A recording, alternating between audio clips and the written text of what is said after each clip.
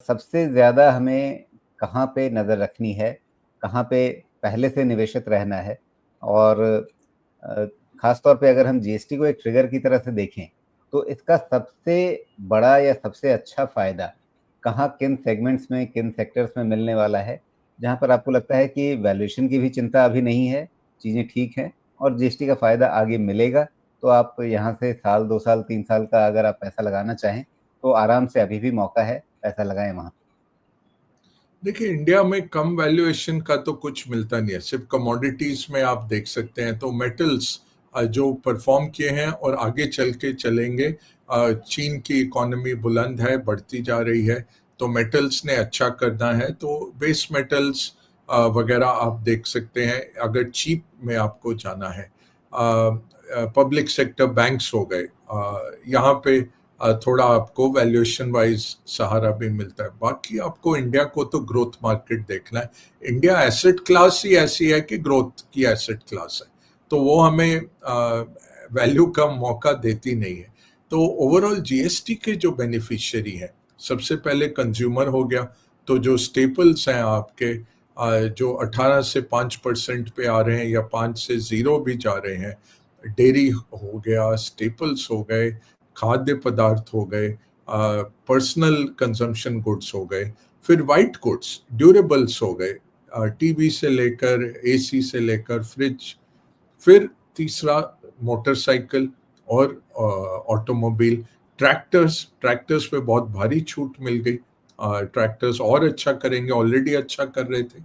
Cement 28 से 18 पे आ गया। अब इसमें क्योंकि सीमेंट कार्टेल की तरह चलता है, तो वो 5-6 जो बड़े, जब से मैंने पढ़ाई शुरू की, हम नोट्स लिखते थे cartelisation of Indian cement industry. तो वो प्राइसिंग में कार्टेल बन के चलता है। गडकरी जी ने भी बहुत कोशिश की तोड़ने की, बट ये अगर पास ऑन होता है, जो सरकार पैनी नजर रखेगी कि 28 से 18 हमने दिया आपको, क्या आप करते हैं। इंश्योरेंस इंश्योरेंस में बहुत आवाज आ रही है कि इनपुट टैक्स ये सब वगैरह नहीं मिल रहा है, आईटीसी नहीं मिल रहा है, तो वो सब छोड़ के भी 8-9% इंश्योरेंस घट के आनी चाहिए कीमतें। तो जो प्रीमियम अभी लटक गए हैं, अगस्त में हमने देखा कि प्रीमियम लोगों ने भरने बंद किए और नई पॉलिसीज भी सब कह रहे हैं 22 सितंबर के बाद लेंगे। ऑटो ने बहुत शानदार काम किया। ऑटो ने अभी से ही प्राइसिंग कर दिया, बोल रहे हैं कि हम एक तो 6 लाख गाड़ियां जो डीलर्स के लॉट्स में पड़ी थी, वो हम एब्जॉर्ब कर लेंगे, उसका खामियाजा ओईएम्स एब्जॉर्ब करेंगे। और दूसरा उन्होंने कहा प्राइसिंग हम अभी गिराते हैं ताकि आप खरीदिए, आप रुकिए मत कि 22 सितंबर के बाद ही मैं खरीदूंगा। तो ये सब सेक्टर्स में आने वाली है बहुत अच्छी रौनक। और इनको फाइनेंस जो करता है सेक्टर, एनबीएफसी हो गए और साथ में बैंक्स हो गए, इनमें बहुत अच्छा है। तो एनबीएफसी 15 से 17% लोन ग्रोथ हमें दिख रही है इस साल की, और उनकी कॉस्ट ऑफ फंड्स नीचे आ रही है क्योंकि 1% आरबीआई ने रेट घटा दिया, सीआरआर कट किया, लिक्विडिटी और आ गई मार्केट में। बैंक्स 10 से 11% क्रेडिट ग्रोथ हमें दिख रही है। क्रेडिट कॉस्ट भी है थोड़ी बहुत। माइक्रो फाइनेंस अभी वर्कआउट हो गया है ज्यादातर, थोड़ा बहुत अंश रह गया उसका, और रिटेल अनसिक्योर्ड का थोड़ा वर्कआउट चल रहा है। तो क्रेडिट कॉस्ट 10-15 बेसिस पॉइंट बढ़ेगी।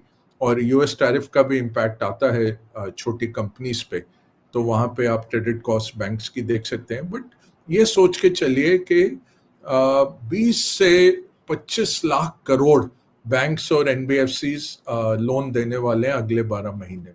20 से 25 लाख करोड़, तो भारी भरकम इकोनॉमी है, इसमें ग्रोथ है, और ये सब आगे बढ़ाएंगे